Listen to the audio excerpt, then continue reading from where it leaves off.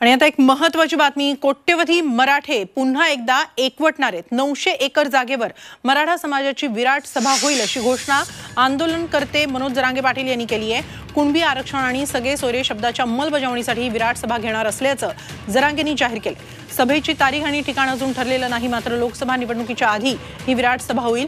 जरांगेंच्या घोषणेनंतर विराट सभेसाठी मैदानाची पाहणी सुरू झाली आहे। गृहमंत्र्यांनी सत्तेचा आणि गुंडांचा वापर करून दडपशाही केल्याचा आरोपही यावेळी जरांगेंनी केलाय।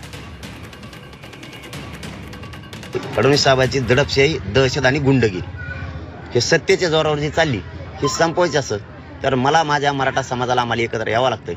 आम्ही बघितली सुद्धा, ते बी सांगतो, 700 एकर बघितली पण आम्हाला 300 एकर कमी पडते, त्यामुळे आम्ही ती पॉईंट बदलिला।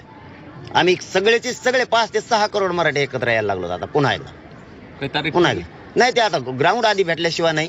मी सगळं क्लिअर तुमच्या समोर सांगणार आहे। हे जर नाही थांबले आम्हाला शांततेत एकत्र यावं लागणार आहे आणि सगळं यांचं बिघडावं लागणार।